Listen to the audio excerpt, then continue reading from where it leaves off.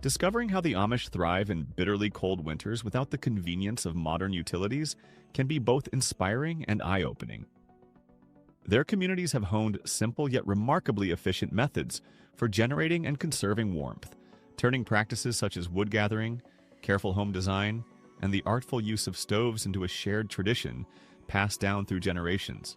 Amid the glow of kerosene lamps and the cozy radiance of cast-iron cookstoves, the Amish demonstrate that self-reliance and communal cooperation can take the place of furnaces and thermostats. By leaning on a deep sense of practicality, prudent resource management, and respect for nature, they maintain comfort during extreme weather. This introduction takes you into the heart of Amish heating secrets, revealing a lifestyle that finds its strength in tradition, discipline, and thoughtful adaptation. Number 1. Architectural strategies. Amish carpenters have developed housing layouts that optimize warmth retention without conventional utilities. Thicker walls, low ceilings, and robust wooden beams reduce heat loss across living spaces. In colder climates, many Amish builders favor a rectangular house design with fewer external corners to minimize drafts. Some communities place the primary living area on the first floor and bedrooms on the second, leveraging the fact that heat naturally rises, thereby keeping sleeping quarters comfortable through the night. The external siding often consists of quality wood planks cut to overlap, forming a tight seal against biting winds. Foundation designs may involve elevated platforms or layers of stone for insulation, keeping floors warmer than earth-sunken structures. Interior doors frequently stay open when multiple rooms need consistent temperature, but are shut firmly in unused sections to concentrate warmth where people gather. Certain dwellings feature double-hung windows augmented by simple storm panels. During winter, the glass is reinforced with additional wooden shutters or translucent plastic film to block out frigid air. While many Amish communities disallow modern insulation like fiberglass, some have adopted permissible natural materials, such as straw bales inserted behind interior walls. These bales fit snugly alongside the wooden frame, trapping pockets of air that act as a buffer against cold. The roof might employ steep pitches to shed snow quickly, helping avoid heavy accumulations that can leak or weigh down the structure. Porch areas, if present, are sometimes enclosed with removable panels during winter, creating a small buffer zone before entering the main house. This area can retain some residual warmth while preventing a gust of cold air from rushing in whenever a door is opened. Attention to orientation, often facing south or southeast, allows the sun's rays to naturally warm living spaces during daylight hours.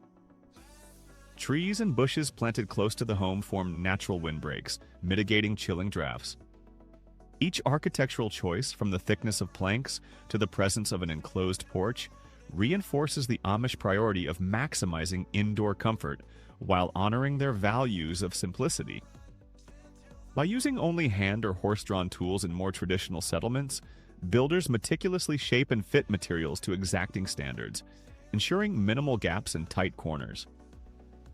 This craftsmanship underpins a structure's longevity, ensuring that any given Amish home can endure multiple harsh seasons across several generations.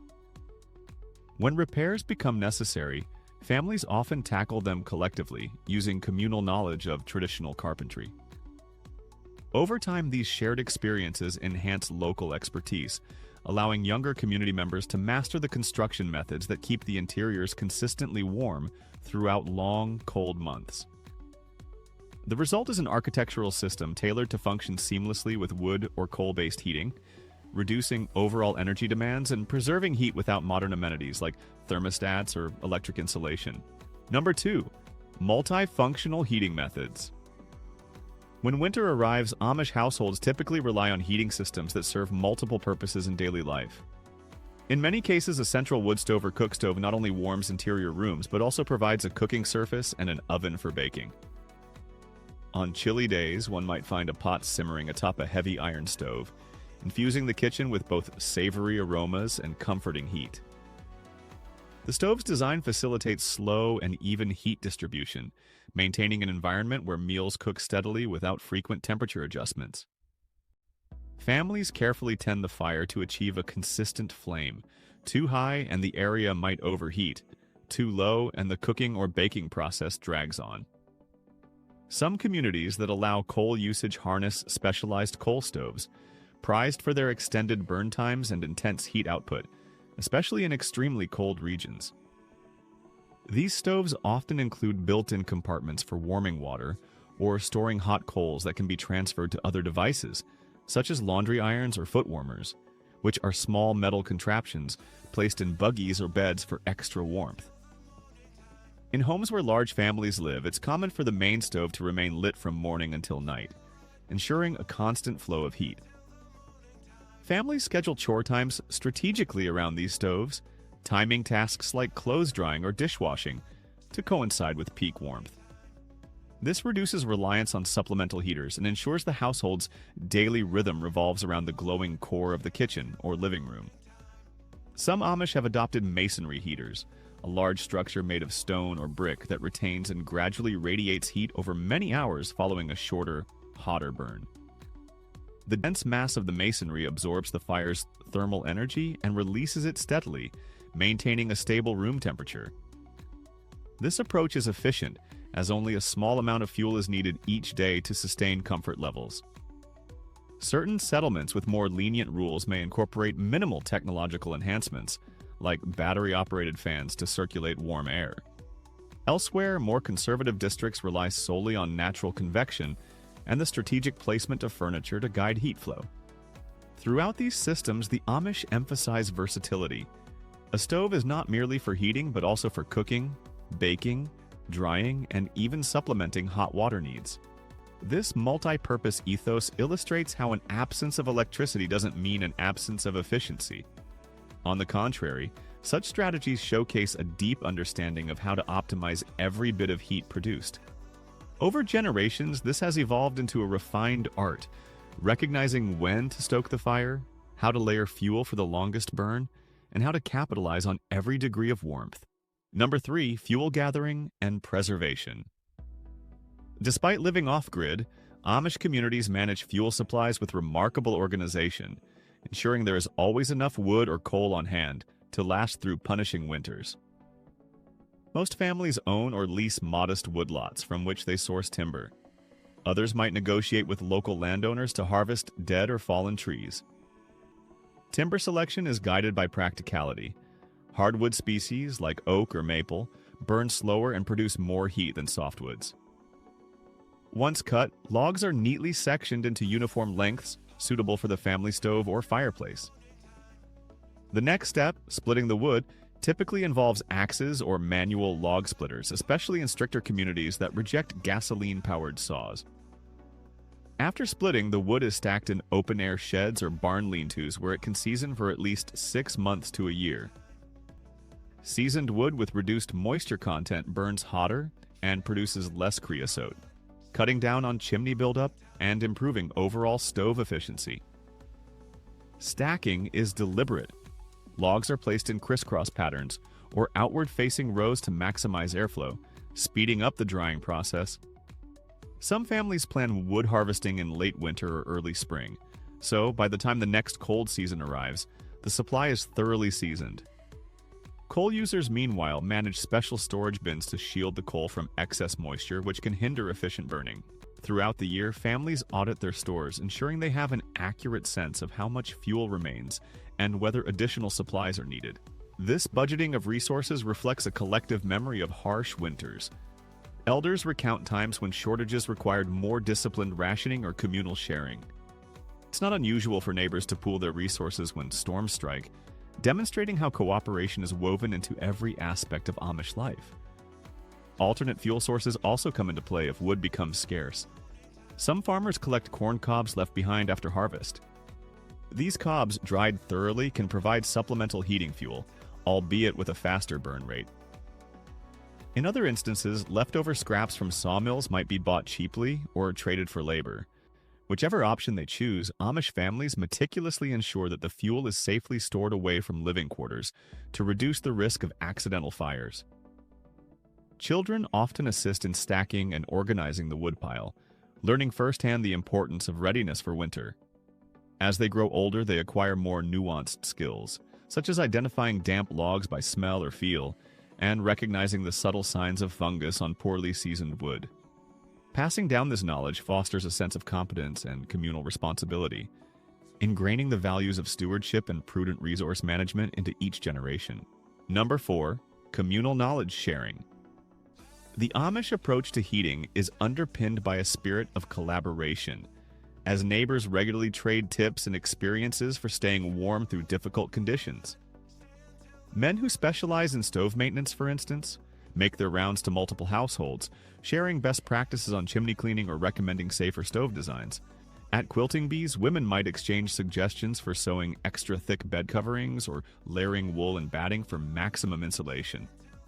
The result is an organic, ongoing workshop of shared expertise. Large events like barn raisings or auctions can also become informal forums for comparing heating strategies. While families gather to help erect a new building or bid on items, discussions naturally turn to everyday challenges, including how to keep children's bedrooms warm at night, or how to store root vegetables in a way that doesn't freeze them solid.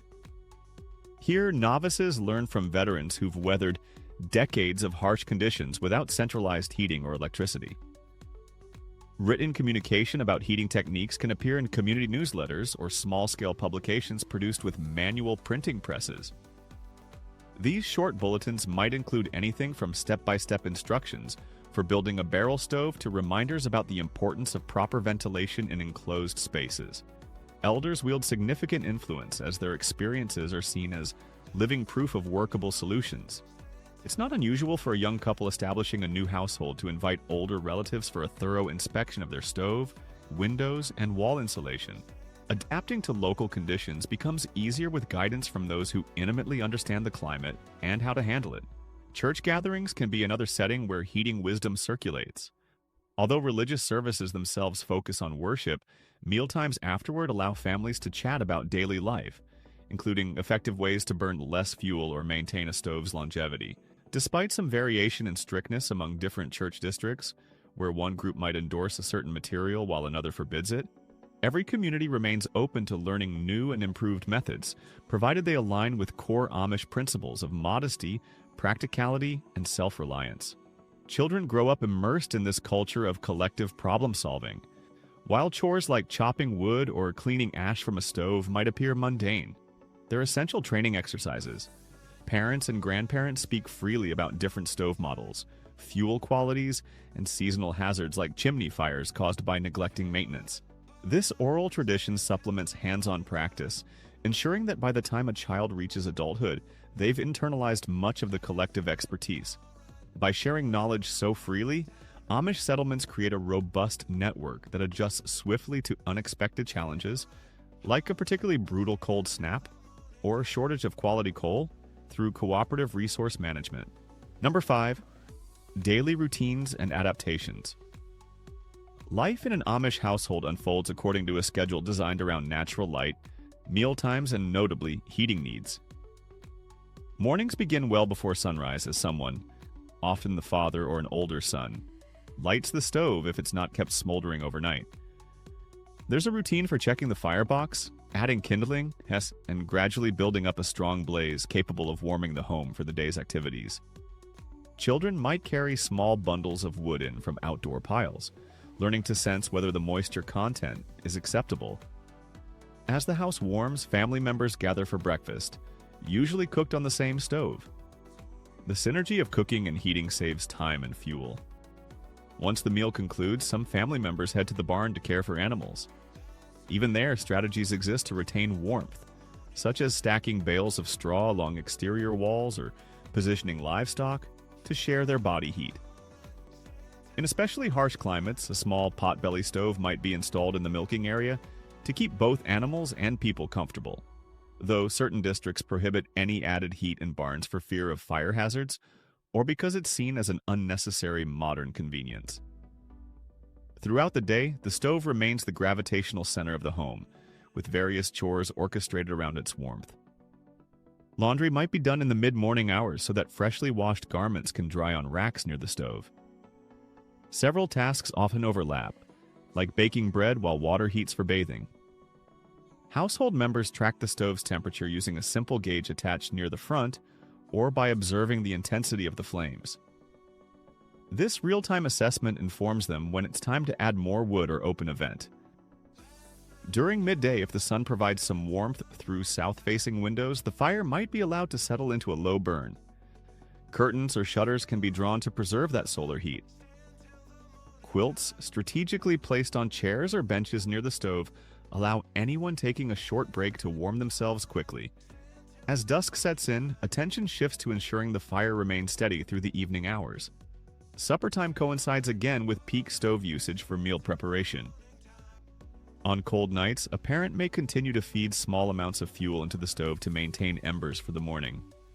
Some families keep a kettle of water atop the stove to add humidity, recognizing that hot, dry air can be uncomfortable and may lead to respiratory issues. After supper, the family might gather for reading, sewing, or quiet conversation, lit by kerosene lamps or candles, all near the stove's radiant glow. Each member is mindful of the limited hours of daylight, so tasks like cleaning and tidying up the stove area happen promptly to avoid clutter that could pose a safety risk. While these routines reflect a lifestyle free of modern HVAC systems, they demonstrate a remarkable synchronization of household responsibilities with the overarching goal of maintaining warmth. Every small adaptation, be it layering clothes or using thick rugs on wooden floors, plays a role in creating a space where people can remain comfortable despite external frost. Over time, such a way of living becomes second nature, a rhythm dictated by the relationship between community, family, and fire. Number 6, balancing spiritual values with practical necessities. The Amish way of life is deeply rooted in values that prioritize humility, communal unity, and separation from worldly vanity.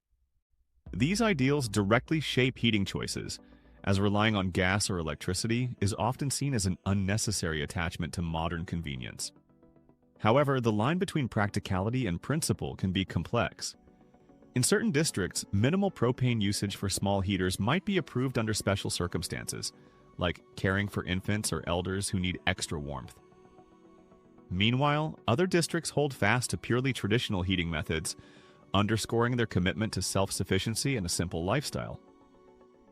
This diversity arises from the Ordnung, the unwritten set of rules guiding each community, which can differ significantly even between neighboring settlements. Central to the Amish ethos is the belief that hard work, such as chopping wood, cleaning chimneys, and tending stoves, instills valuable discipline and fosters a closer family bond. Each task associated with staying warm reinforces an appreciation for basic resources like wood, water, and human effort.